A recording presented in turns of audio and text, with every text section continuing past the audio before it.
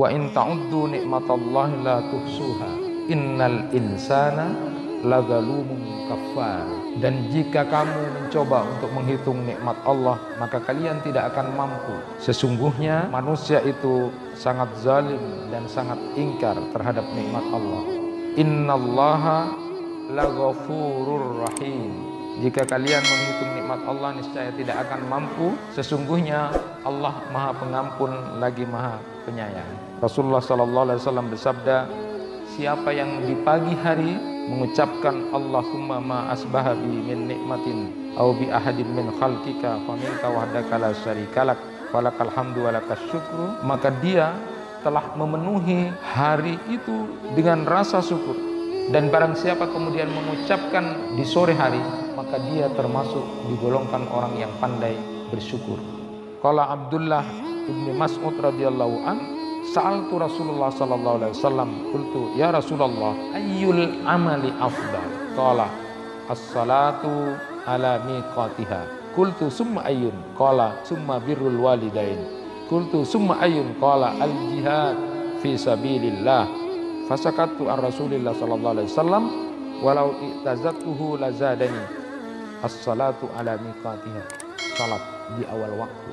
Yang kedua, birrul walidain, berbakti kepada orang tua. Lalu yang ketiga adalah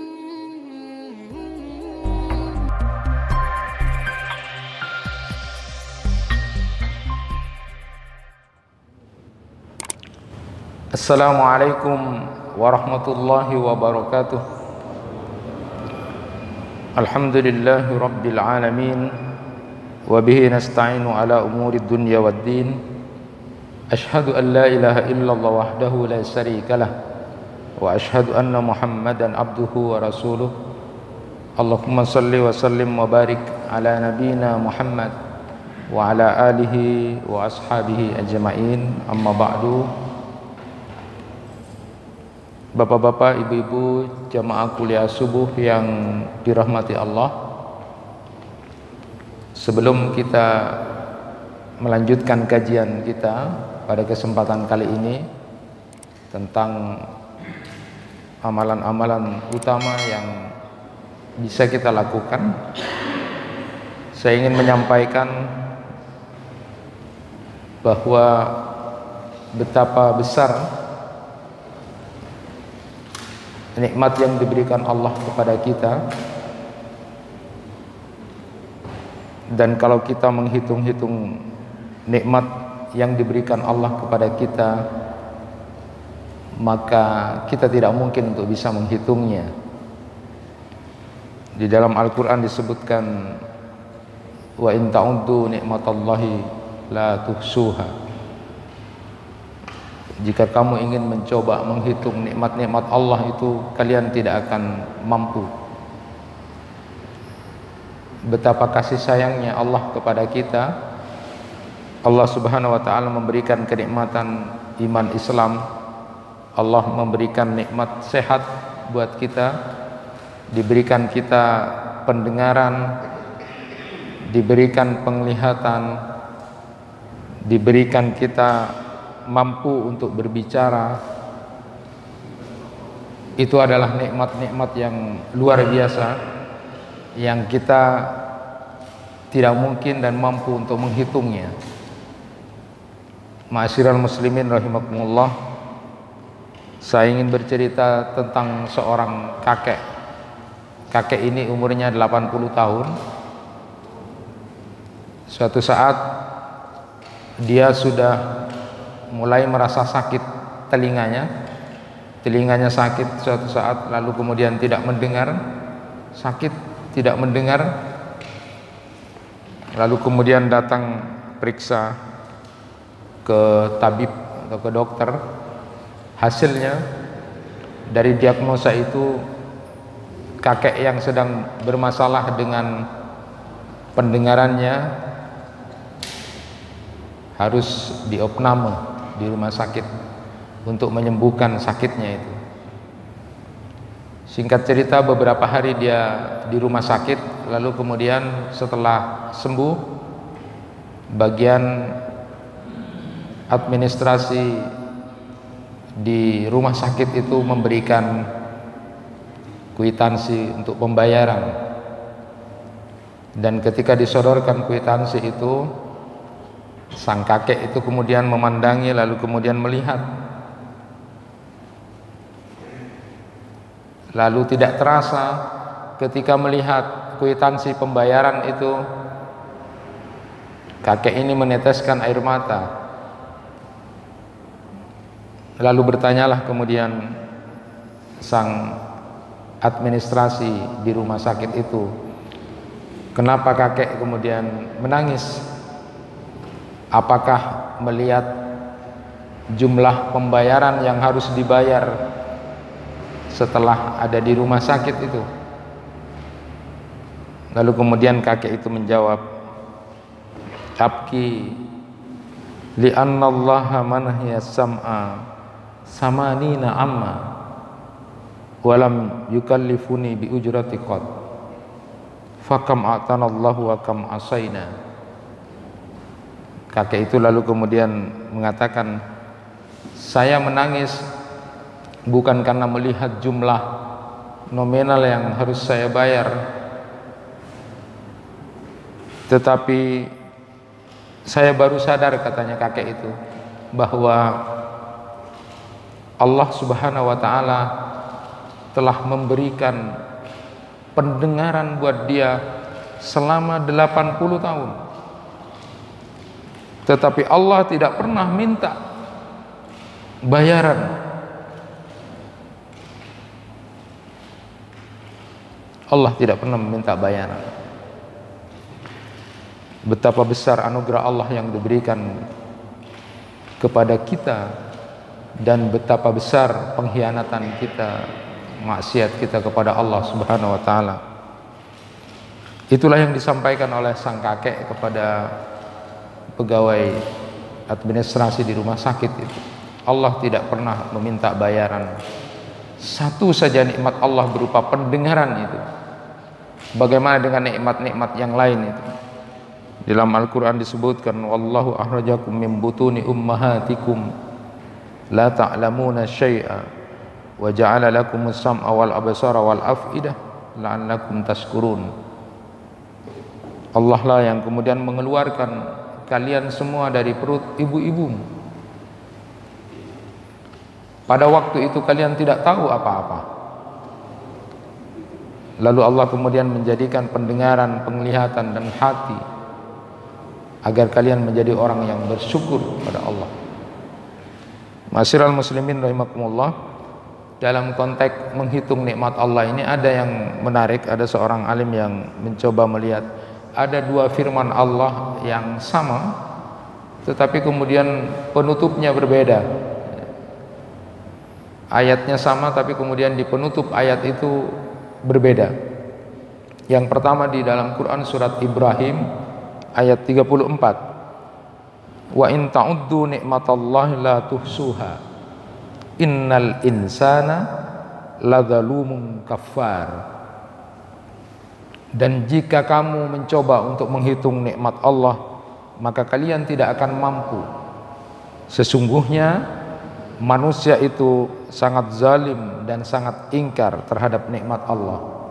Itu yang pertama. Jadi berbicara tentang menghitung nikmat Allah, tapi kemudian di akhir ayat itu mengatakan sikap perilaku manusia yang zalim, yang tidak mau berterima kasih. Kemudian di surat yang lain dan ayat yang lain, Quran surat An-Nahl ayat 18 sama, wa in ta'uddu ni'matallahi la tuhsuha. Tetapi kemudian akhir ayat itu, innallaha laghafurur rahim. Jika kalian menghitung nikmat Allah, niscaya tidak akan mampu. Sesungguhnya Allah Maha Pengampun lagi Maha Penyayang. Jadi di Quran surat Ibrahim ayat 34 itu menyatakan tentang sikap manusia terhadap nikmat Allah. Di ujung ayat itu kemudian menyatakan bahwa banyak manusia-manusia yang kemudian zalim dan tidak mau berterima kasih kepada Allah. Namun kemudian di Quran surat An-Nahl ayat 18 ketika sama-sama juga ayatnya menyatakan tentang ketika kamu mau menghitung nikmat Allah itu, lalu kemudian di ujung ayat itu menyatakan bagaimana Allah Subhanahu wa taala memperlakukan hambanya. Sesungguhnya Allah itu Maha Pengampun dan Maha Penyayang. Luar biasa. Sama-sama berbicara tentang konteks nikmat Allah, tetapi ujung ayatnya kemudian memperlihatkan perbedaan antara apa yang dilakukan seorang hamba terhadap nikmat itu yang kadang-kadang banyak tidak berterima kasih, tetapi kemudian Allah dari saking sayangnya Allah itu menunjukkan tentang nikmat itu.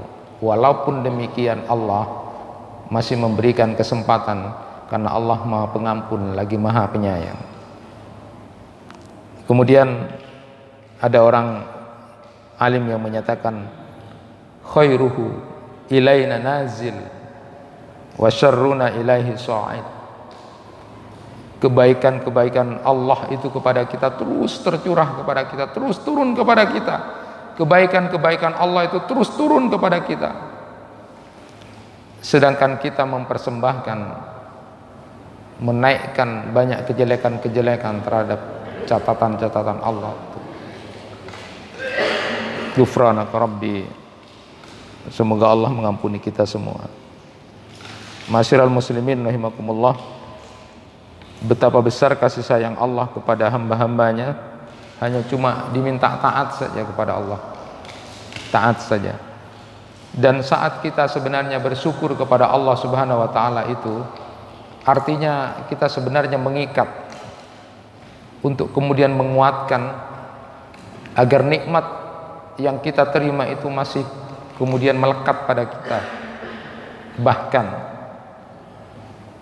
kemudian semakin bertambah, sebagaimana yang Allah Subhanahu wa taala firmankan di dalam Quran surat Ibrahim ayat 7, la in syakartum la azidannakum wa la in kafartum inna adzabi lasyadid. Nah, masyiral muslimin rahimakumullah, orang yang bersyukur itu pernah saya sampaikan, paling tidak di lisan kita, hati kita, lalu kemudian menggunakan nikmat Allah kepada jalan-jalan yang dibenarkan. Nah, bagian dari bersyukur kepada Allah dengan lisan itu mengucapkan alhamdulillah, lalu kemudian ada zikir yang harus kita baca, dan ini merupakan wirid pagi dan sore kita. Rasulullah sallallahu alaihi wasallam menyatakan, man qala hina yusbih Allahumma ma asbaha bi min ni'matin aw bi ahadin min khalqika faminka wahdaka la syarikalak falakal hamdu walakas syukru faqad udiya syukra yaumihi wa man qala dzalika hina yumsi faqad udiya syukra lailatik. Rasulullah sallallahu alaihi wasallam bersabda, siapa yang di pagi hari dia kemudian mengucapkan Allahumma ma asbaha bi min nikmatin au bi ahadin min khalqika faminka wahdaka la syarikalak falakal hamdu walakas syukru, maka dia telah memenuhi hari itu dengan rasa syukur. Dan barang siapa kemudian mengucapkan zikir yang sama, Allahumma ma amsa bi min nikmatin, dan seterusnya itu di sore hari, maka dia termasuk digolongkan orang yang pandai bersyukur. Oleh karena itu, zikir ini pagi dan petang, kalimat ini, ucapan zikir ini sebagai bukti bahwa kita bersyukur kepada Allah Subhanahu wa taala, maka jangan pernah kemudian meninggalkan kalimat zikir ini agar kita digolongkan sebagai orang yang pandai bersyukur. Lalu bagian dari kita bersyukur terhadap nikmat Allah itu juga adalah pandailah kita berterima kasih kepada manusia, kepada orang-orang yang menjadi media nikmat Allah diberikan kepada kita dari orang itu. Allah memberikan nikmat kepada kita melalui seseorang, lalu pandai-pandailah berterima kasih kepada orang itu. Rasulullah sallallahu alaihi wasallam bersabda, la yaskurullah man la yaskurun nas. Tidak dinamakan orang yang bersyukur kepada Allah kalau tidak berterima kasih juga kepada manusia sebagai media pengantar itu. Anak, banyak-banyaklah berterima kasih kepada orang tua menjadi media nikmat yang diberikan sampai dewasa. Teman dengan teman yang lain, sahabat dengan sahabat yang lain yang menjadi perantara nikmat yang diberikan, dia harus pandai berterima kasih. Rasulullah sallallahu alaihi wasallam bersabda, man sana'a ilaikum ma'rufa fakafi'uhu fa illam tajidu ma tukafi'unahu fad'u lahu hatta tarau annakum qad kafa'tumuhu. Siapa yang berbuat baik kepada kalian, maka balaslah yang serupa. Namun manakala kamu tidak mampu untuk membalas yang serupa, maka doakan dia, doakan sebagai tanda terima kasih, doakan dia sampai kamu merasa cukup dengan doa itu untuk membalas apa yang sudah menjadi kebaikan saudara kamu yang lain itu. Jadi ini adalah akhlak yang mulia. Kalau kemudian ada orang berbuat baik kepada kita, maka katakanlah jazakallahu khaira. Itu sudah mencukupi sebagai tanda rasa syukur kepada saudara kita yang menjadi perantara itu. Faqad ablaga fis sana, itu cukup ya, mengucapkan itu. Jangan malah kemudian banyak yang tidak berterima kasih kepada orang yang kemudian menjadi media perantara nikmat Allah itu. Karena itu dikatakan dia tidak bersyukur kepada Allah Subhanahu wa taala. Akhlak mulia itu pandai berterima kasih kepada orang-orang yang menjadi media perantara nikmat Allah itu. Masyiral muslimin rahimakumullah, itu kasih sayang Allah yang luar biasa kepada hamba-hambanya tentang nikmat. Bagaimana kemudian hamba-hambanya memperlakukan dan menggunakan nikmat yang diberikan Allah kepada dia dengan jalan-jalan yang zalim, kadang-kadang kufur, kadang-kadang lupa.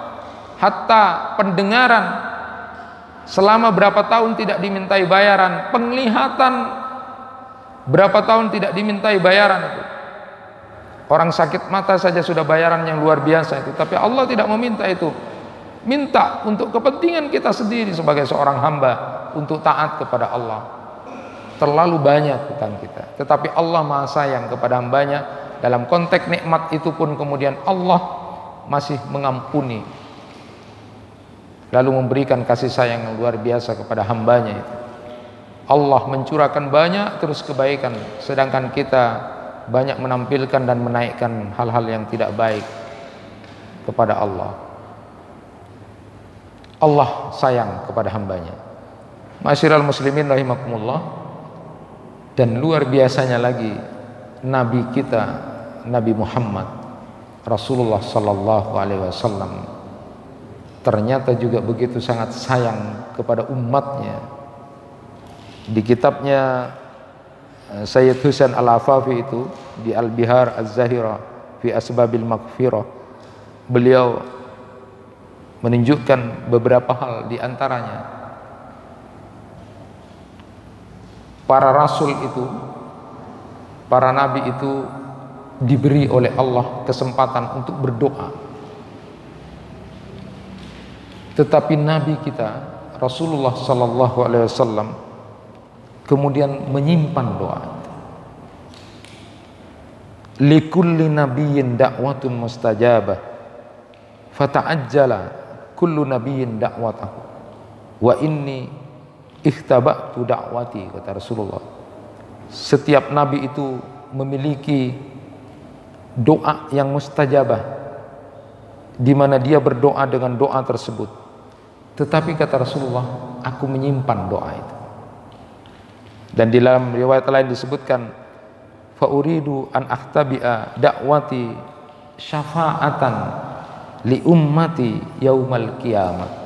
Aku menyimpan doaku yang mustajabah itu sebagai bentuk syafaat kepada umatku nanti di akhirat. Jadi kesempatan Rasulullah berdoa apa saja yang diminta akan dikabulkan oleh Allah.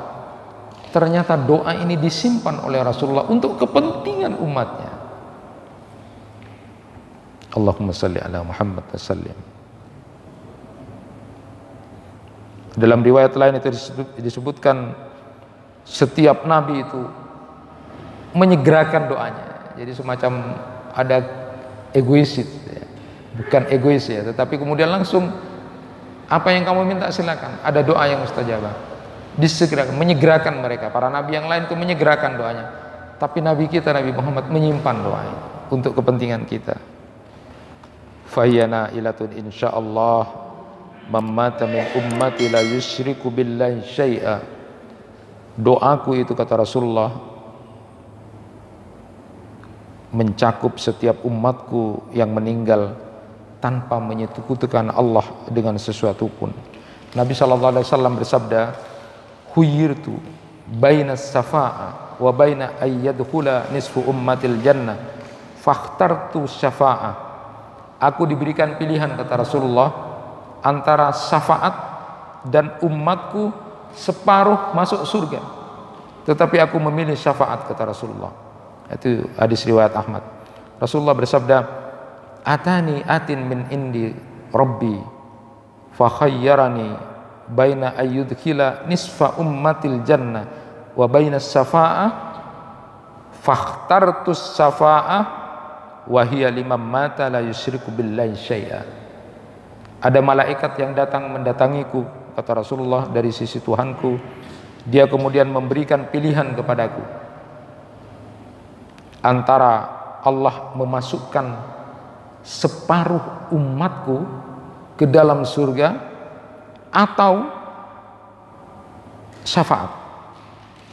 Lalu kemudian Rasulullah menyatakan, aku memilih syafaat, karena syafaat itu berlaku bagi umatku seluruhnya yang meninggal dunia tapi tidak dalam keadaan sebagai seorang musyrik. Jadi akan jauh lebih banyak umatnya Nabi Muhammad masuk ke dalam surga dengan catatan umat atau orang yang meninggal ini orang yang tidak sedang melakukan kesyirikan kepada Allah, karena memang syirik itu adalah dosa yang tidak bisa diampuni. Jadi jauh lebih banyak Rasulullah memilih untuk syafaat itu, diberikan pertolongan, memberikan pertolongan kepada umatnya. Inilah luar biasanya sayangnya Rasulullah SAW kepada kita.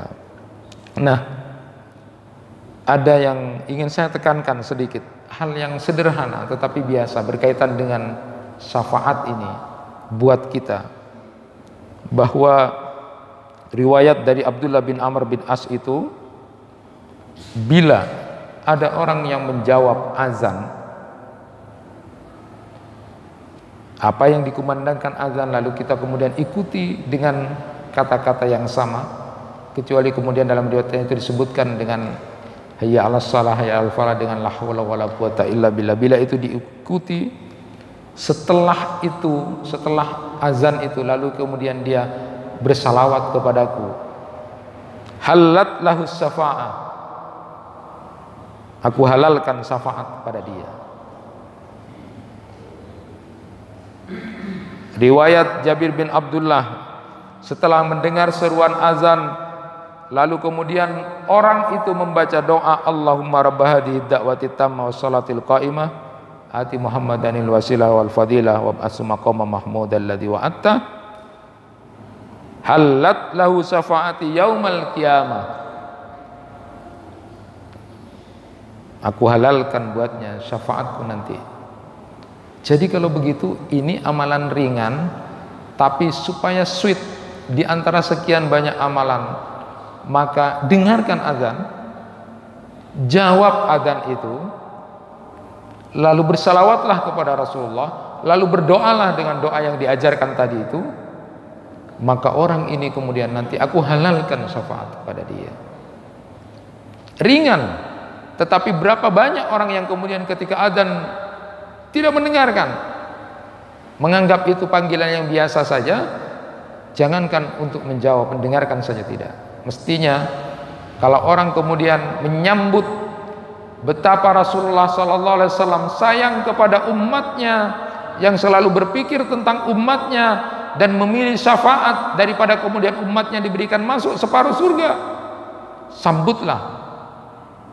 Setiap ada azan, dengarkan, ucapkan yang sama, lalu bersalawatlah kepada Rasulullah. Setelah selesai azan itu, lalu berdoalah pada Allah Subhanahu wa taala, karena Rasulullah menyatakan, aku halalkan syafaatku buat dia, orang yang seperti itu.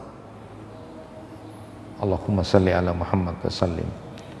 Ma'asyiral muslimin rahimakumullah. Hebatnya lagi, sekedar memberikan gambaran, di kitabnya Syekh Muhammad Khalid itu dalam Insaniyah Muhammad, karakter Nabi Muhammad itu pada setiap orang dan sahabatnya itu luar biasa ya. Kenapa Nabi Muhammad begitu sangat luar biasa? Beliau memberikan gambaran, Syekh Muhammad Khalid dalam Insaniyah Muhammadnya, Muhammad la yatakallaf al-hubba bal la yabdulu, innama yabdulu al-hubb inda Muhammad nafsah. Muhammad tidak pernah merekayasa mencintai, tetapi cinta yang melekat di dalam hati Nabilah yang menaklukkan jiwa orang-orang itu. Jadi Nabi Muhammad mencintai siapapun itu tidak direkayasa, tidak pura-pura, penuh memang mencintai, sehingga kemudian banyak orang yang kemudian takluk dengan jiwa Nabi Muhammad. Bagaimana dengan kita?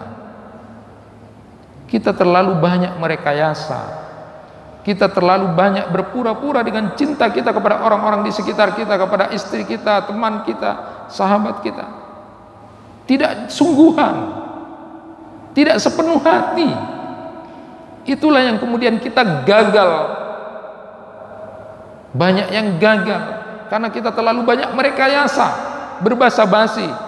Kita terlalu banyak berpura-pura dengan kecintaan kita kepada orang-orang di sekitar kita. Muhammad la yatakallaful hubba bal la yabdulu, innama yabdulu al-hubb inda Muhammad nafsah. Jadi Nabi Muhammad itu tidak pernah merekayasa mencintai, tapi Nabi kita itu melekat di dalam dirinya rasa cinta itu sendiri, sehingga orang-orang yang ada di sekitarnya merasakan itu. Allahumma salli ala Muhammad sallim. Beliau menyatakan, wa qalbu Muhammad maftuhun daiman likullin nas al-asdiqai wal a'da.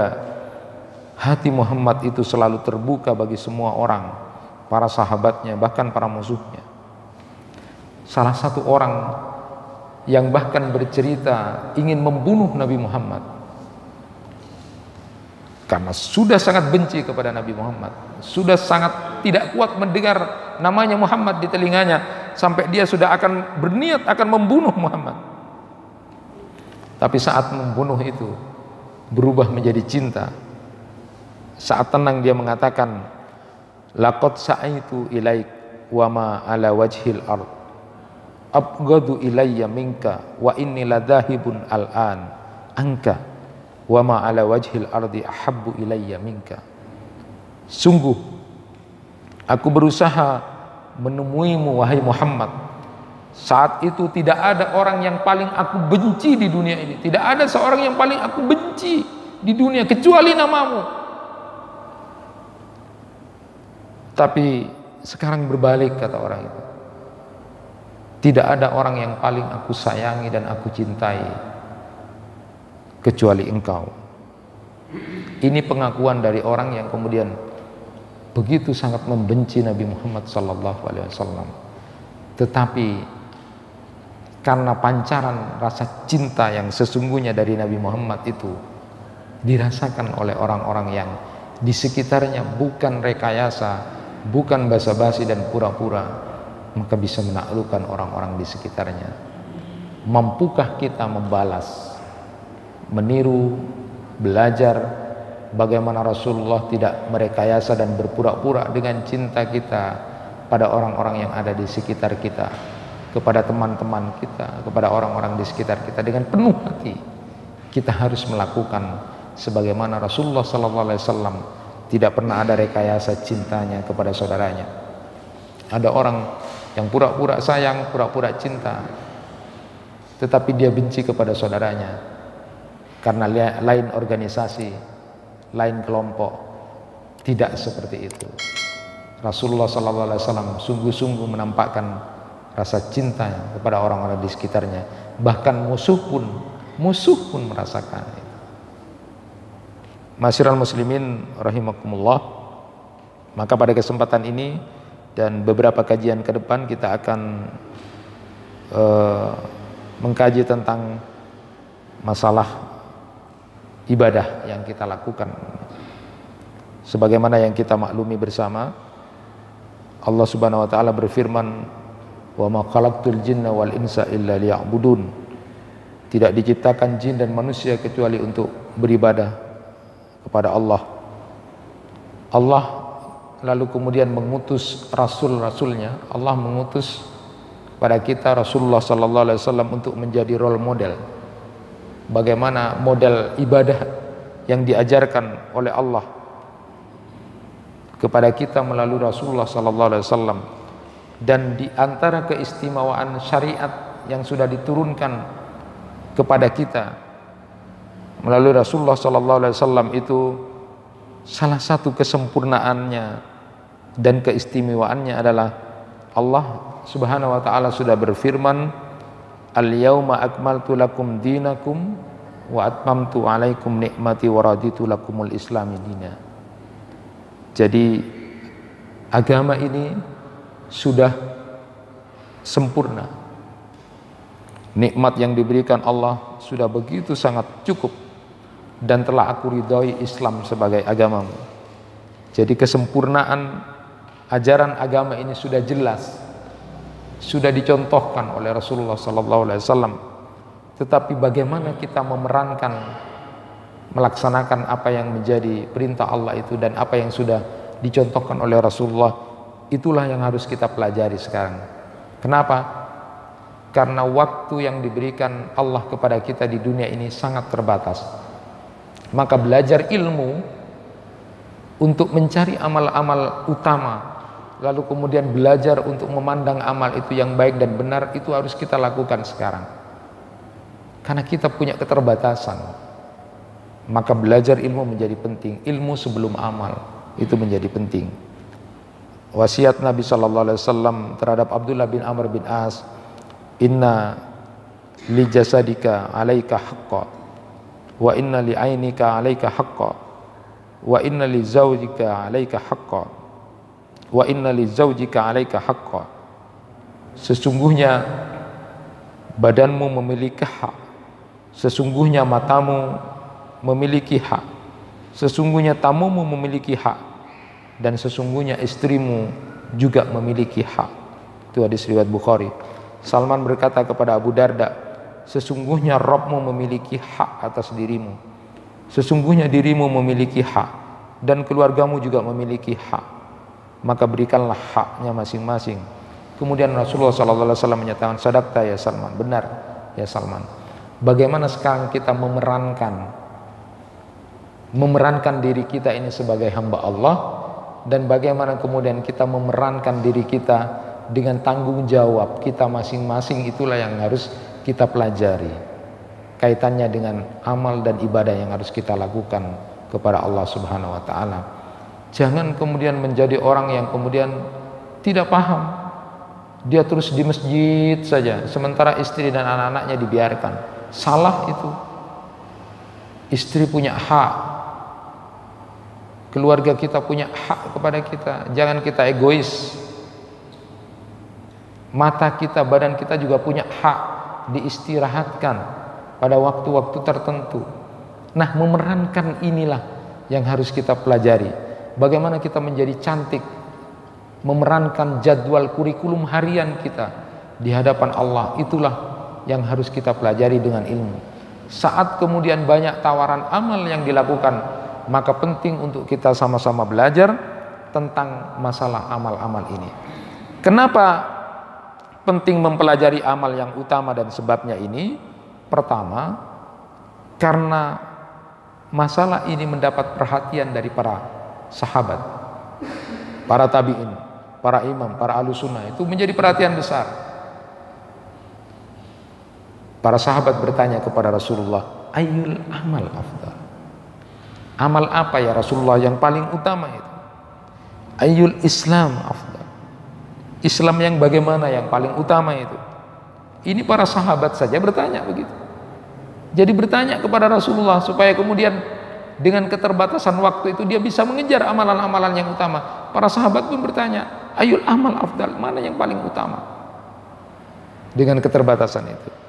Nah, begitu juga di dalam beberapa muhakkik, para peneliti, para ulama, banyak yang kemudian menulis fadailul a'mal seperti Ibnu Qudamah dan Ibnu Syahin itu. Jadi keutamaan-keutamaan amal ya, harus kita sama-sama perhatikan, karena para sahabat, para tabi'in, para orang-orang saleh dan para ahli sunnah itu juga bertanya tentang itu ya, kepada Rasulullah SAW. Dan kemudian banyaklah tulisan-tulisan seperti misalnya para Imam Bukhari misalnya dalam sahihnya, beliau kemudian ada bab ayyul islami afdal, Islam yang bagaimana yang paling utama. Lalu kemudian juga ada bab tafaduli ahlil iman bil a'mal, keutamaan orang yang beriman di dalam amal-amalnya. Ahabbul a'mal ilallah adwamuha, amalan yang paling dicintai Allah adalah amalan yang paling konsisten. Imam Muslim juga begitu, dalam sahihnya beliau juga menulis bab tentang adadu syu'abanul iman wa afdaluha wa adnaha, cabang-cabang iman yang paling utama dan paling rendah. Juga menulis tafadulil Islam wa ayyi umuri afdal, sebagai berbagai macam keutamaan Islam dan manakah yang paling utama. Itu luar biasa. Nah, dengan mengetahui ini nanti kita akan menentukan mana amalan utama yang bisa kita lakukan dengan keterbatasan kita, dan juga kita akan terhindar dari melakukan amalan-amalan yang tidak penting atau tidak benar. Betapa banyaknya misalnya amalan-amalan yang dilakukan oleh ahli bid'ah itu, lakukan amalan-amalan yang kemudian kayaknya luar biasa terus dilakukan, padahal itu perkara yang tidak penting. Banyak hal-hal yang penting untuk dilakukan daripada melakukan itu. Setan menipu orang yang sering beribadah itu dengan tidak berilmu.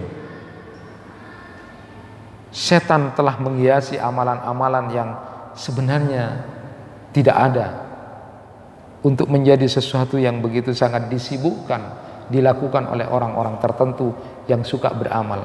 Padahal sesungguhnya justru waktu banyak dilalaikan dengan kegiatan yang tidak perlu itu.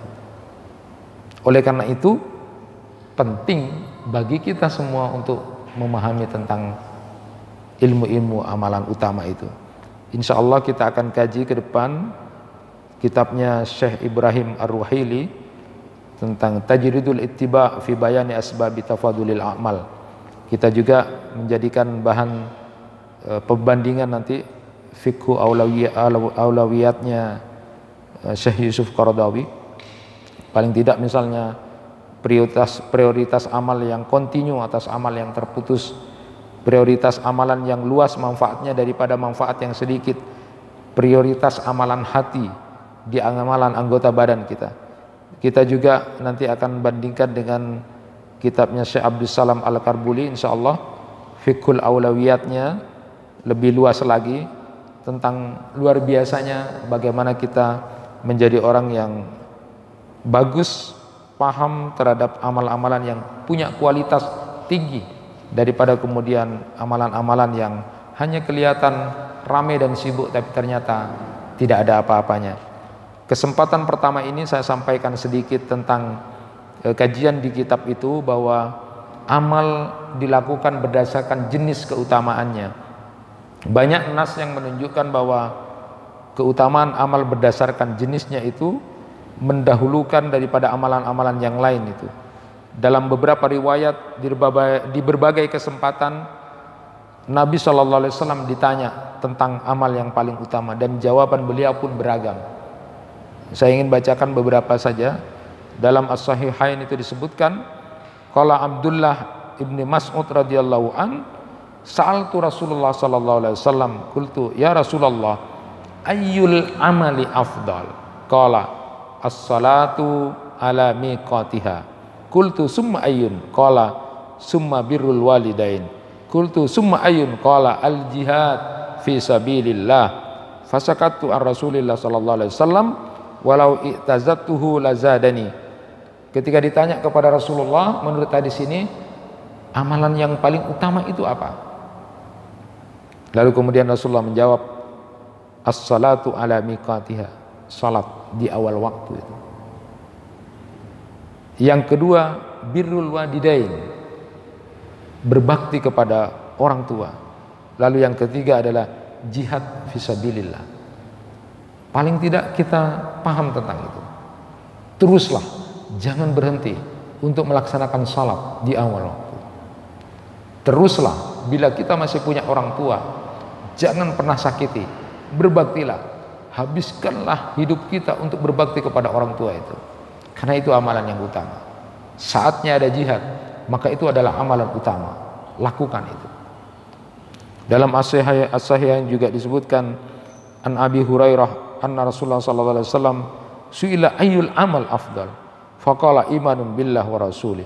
Qila summa madza? Qala al jihad fi sabilillah. Qila summa madza? Qala hajjun mabrur. Beriman pada Allah dan Rasulnya, berjihad di jalan Allah, lalu haji mabrur. Nah, ma'asyiral muslimin rahimakumullah, jadi variasi yang ditunjukkan oleh Rasulullah beragam tentang amal-amal utama itu. Ada ulama yang menyatakan itu disesuaikan dengan kondisi penanyanya. Tetapi ada ulama juga yang menyatakan bahwa itu umum. Apapun yang penting itu adalah amalan utama, maka lakukanlah. Terakhir saya sampaikan hadis dari Abu Darda dari Nabi sallallahu alaihi wasallam bersabda, ala ukhbirukum bi afdali min darajati siyam was shalah was sadaqah? Qala kulna bala. Qala islahu dzati bain wa fasadu dzatil bain al haliqah. Tidakkah kalian mau aku beritahu tentang amalan yang paling utama, melebihi orang yang puasa, orang yang sedekah dan salat? Kami menjawab, tentu ya Rasulullah. Lalu beliau bersabda, perbaiki hubungan antara orang yang sedang bermasalah, karena bermasalahnya mereka akan bisa merusak, maka itu pahala yang utama. Perbaiki orang yang lagi bertengkar, karena bertengkarnya dia akan berbahaya. Kamu berusaha untuk mendamaikan dua orang atau apapun untuk kebaikan yang bermusuhan, maka pahalanya itu saat itu lebih dari orang yang puasa, salat dan sedekah. Betapa luar biasanya ragam yang diberikan oleh Rasulullah sesuai dengan kebutuhan yang ada. Hanya orang-orang yang mendapat petunjuk dari Allah lah yang kemudian dia akan melakukan jenis amalan utama yang ada di sekitarnya yang dia lakukan karena dia tahu ilmunya, lalu kemudian dia amalkan untuk mengejar amalan-amalan utama itu. Berbahagialah orang yang diberikan hidayah dan taufik oleh Allah Subhanahu wa taala. Mudah-mudahan kita diberikan kesempatan oleh Allah Subhanahu wa taala untuk menjadi orang-orang yang terus beramal untuk mengejar kebahagiaan kita. I'malu fakullun muyassarun lima khuliqa lahu. Teruslah beramal karena nanti Allah akan mudahkan jalan kita kepada kebahagiaan akhirat. Itu yang bisa disampaikan, mudah-mudahan bermanfaat. Subhanakallahumma wa bihamdika asyhadu an la ilaha illa anta astaghfiruka wa atubu ilaik. Kurang lebihnya mohon maaf. Wassalamualaikum warahmatullahi wabarakatuh.